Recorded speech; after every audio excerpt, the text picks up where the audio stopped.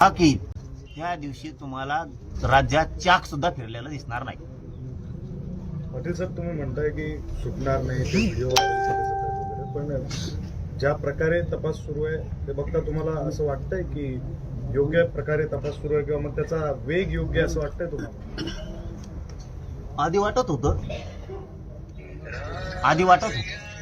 ज्यावेळेस कुटुंबाला देवेंद्र फडणवीस साहेबांनी शब्द दिलता की मी यांना सगळ्याला फासाला लटकवलं तुम्हाला दाखवी, हे कुटुंबाला शब्द आहेत, बरोबर आहेत ना?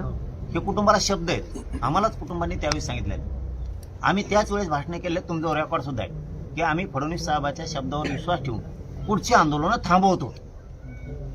कारण राज्यात पूर्ण राज्य त्यावेळेस खूप उठाव करणार होतं, खूप सगळ्यात रोष होता. फडणवीस साहेबांच्या एका शब्दावरती सगळे लोक शांत बसले होते की होईल. पण आता वर्ष झालं तरी झालं नाही. याचा अर्थ तपास यंत्रणेवरती त्याचं ऐकून सरकार दबाव तर आणत नाहीये ना. कारण आणखी तो आरोपी फरार आहे. जो तो फरार आरोपी गोंधळे का गोंधळे कोण आहे ते बिगर बापाचं कुठे गेले हे बघितलं पाहिजे सरकारनं लवकर. कारण इतकी क्रूर हत्या करणारे बाहेर फिरतेच कसं काय, आणि याला लपून ठेवलंय, हे कुठे गेलं नाही. कारण काल जे मी आपल्या चॅनलच्या माध्यमातून फोटो बघितले ना, तेव्हापासून मग आता टांगड्यात गळाल्या. पुन्हा आम्ही कसं तरी थोडं थोडं कुटुंबाला विसरायचं सांगतोय, धीर धरा म्हणून सांगतोय. पुन्हा पुन्हा पुन्हा पुन्हा वेगळे वेगळे फोटो येतात आणि ती इतकी क्रूर हत्या घडून आणली संतोष भैयाची. तो आरोपी फरार कसं काय? महाराष्ट्रात यंत्रणा आहे का काय? तुम्हाला एक इतकी क्रूर हत्या करणारा सापडत नाही म्हणजे तुमच्यासाठी आणखीन परळीवालाच महत्वाचा आहे का? आरोपी महत्वाचा नाही आहे का सरकारचा?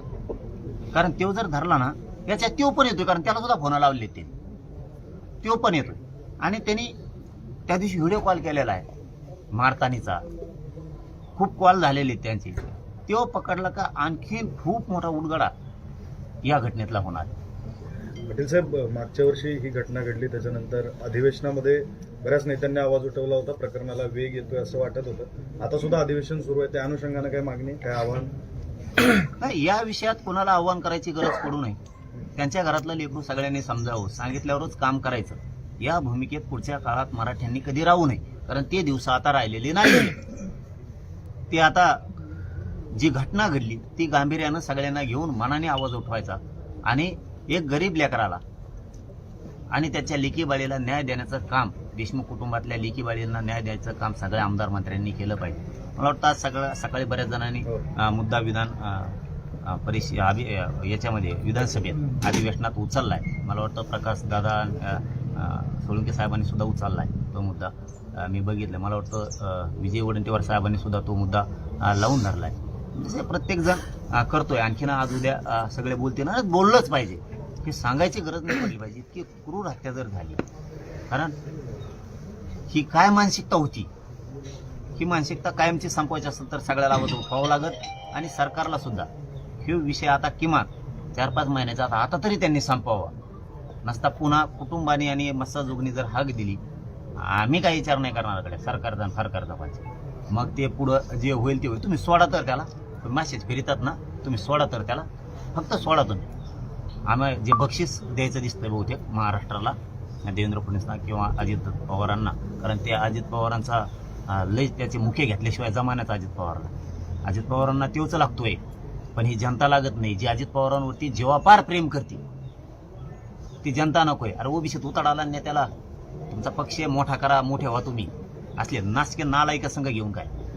ओबीसीचे नेते कितीतरी त्यांना मोठं करा ना, तुमचा पक्ष मोठा व्हा, तुम्ही मोठे व्हा, उंचीवर जा. परंतु तुम्ही अशा क्रूर लोकांना जर सांभाळत असतात तर आम्हाला राग येणारच ना अजितदादाचा. का अजितदादाचा आमचा काय बांधाला बांधे म्हणून त्यांचा राग येतोय. तुम्ही चुकीच्या माणसाला जवळ घ्यायला लागलात म्हणून अजितदादाचा आम्हाला राग यायला लागला. काल तर ते त्यांनाच घेऊन गेलाय.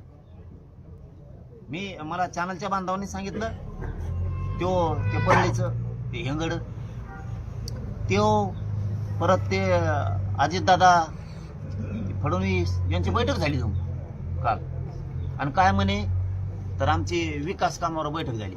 विकास कामाचा आणि पोलीस महासंचालकाचा काय संबंध येतो? आणखी तर राज्यात नाही ऐकलो आम्ही. विकास कामाचा एखादा निधी किंवा काम करताना पोलीस महासंचालक तिथं लागतो म्हणून.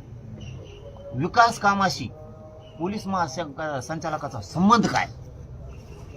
म्हणजे आतून हे काहीतरी शिजवीत येत. आणखीनही फडणवीस साहेब तुम्हाला सांगतो आणि अजितदादाही सांगतो, नका पापात सहभाग घेऊ.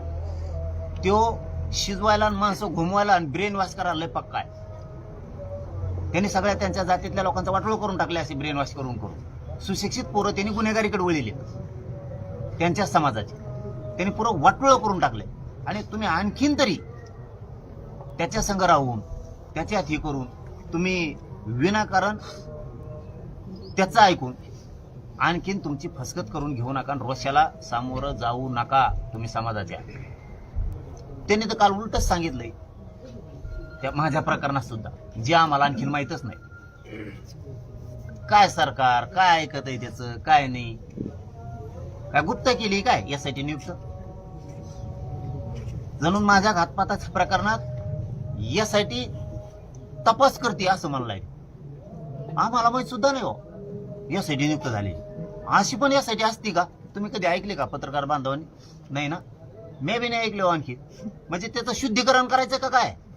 अजितदादाला शुद्धीकरण करायचं तिथे गुप्त यासाठी नेमण्यात आली आणि तिने गुप्त अहवाल दिला आणि मग त्याचं शुद्धीकरण केलं गोमतर शिपडून. कारण वर्षावरती बाप्पा बसलेलेच आहेत. हे कोणते प्रकार असले यासाठी आम्ही नाही बघितले. आणखी काय नाही देणार आहे तुम्ही लोकाला? गुप्त यासाठी नेमली, ती गुप्त अहवाल देणार. सरकारने त्याची घोषणा नाही केली, आम्हाला कसं का माहित नाही? तुम्ही कसं काय अंधारात नेमली? म्हणजे त्याच्यावरती आणखीन तुम्हाला तोच पगडा आहे का? काय तुम्ही सरकार चालविता आणि काय तुम्ही लोक आहेत. आणि तिथं महासंचालकाला बोलून घेता, शुक्लाताईला त्या, तिथं फडणवीस गृहमंत्री, तिथं अजितदादा, आणि हो पत्रकार बांधवांना म्हणणार हो त्या घातपाताच्या प्रकरणामध्ये यासाठी सखोल तपास करते. अरे पण गठीत कवा केली हे तर आम्हाला माहित पाहिजे ना. ती तपास कुठं करते? तपास कसं काय करायला लागले अचानक? म्हणजे देशमुख प्रकरणात सुद्धा तुम्ही अशी चालबाजी करायची नाही. आमच्या याच्यात ही वेगळा विषय, आम्ही आमचं बघू, खेटू सुद्धा, पण या प्रकरणात सगळे आरोपी फाशीवर गेले पाहिजे. पाटील, अजित पवार हे बीड जिल्ह्याचे पालकमंत्री होणार आणि त्यामुळे या प्रकरणाकडे वेग येईल असं वाटलं होतं. कारण पुण्याकडे इकडे ते बघितलं तर एक ठोक भूमिका ते घेणारे म्हणून आहेत. तर या प्रकरणाबद्दल काय बोलत? नाही, इकडे येताना त्यांनी अजित पवार नाव घेऊन आलेले. ज्यावेळेस बारामतीत पुण्यात असते ते त्यावेळेस ते अजितदादा पवार म्हणून असते. त्यांनी इकडे येताना दादा शब्द काढला. त्यांनी येताना दादा शब्द आणायला पाहिजे होता बीडसाठी. म्हणजे सगळ्यांचा त्यांना भाऊ होता आला असता. तर इथं येताना ते भाऊ नाही झाले, ते इथं येताना भाऊ व्हायला पाहिजे. पण दादा घेऊन नाही आले शब्द, ते अजित पवार शब्द घेऊन आले.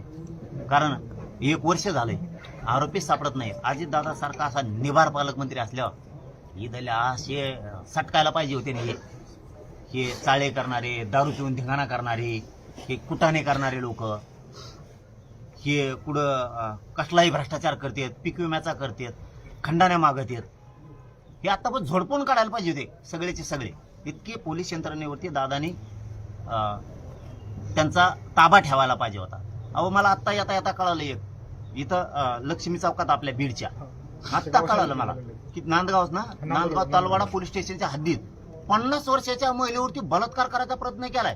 तरी सरकार त्याच्यावरती गुन्हा दाखल करून त्याला अटक करणार. ते बी याला दवाखान्यात झोपलं देऊन आणि ते त्यांना धमक्या देत आहे की तुमच्यावरती आम्ही ती कोणती तरी केस असते ती करतो. आणि काय आणखीन वेगळं वेगळंच बोलतोय ते काहीतरी. म्हणजे कुटुंबावर दबाव आणतो, बलात्काराचा प्रयत्न करू, ह्याचे दादा दिसत नाही.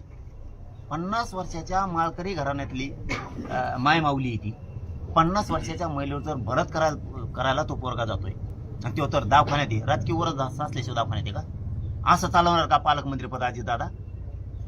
काय आहे त्या पोलीस स्टेशनच्या हद्दीतल्या तलवाडीच्या की अजितदादा पालकमंत्री म्हणून एसपी म्हणून यांचं काम नाही का बघायचं? कारण याला पण आम्हाला मीडियातच बोलावं लागतं का? त्या मायमुलीवर जर ती पळाली नसती, तिचं नरड दाबल्याच्या नंतर बलात्कार झाल्यावर तुम्ही ध्यान देणार का? किती याचा सखोल तपास लावायला पाहिजे की एका 50 वर्षाच्या माळकरी महिलेवरती पोरग जर बलात्कार शेतात एकटी बघून करायला जात आहे.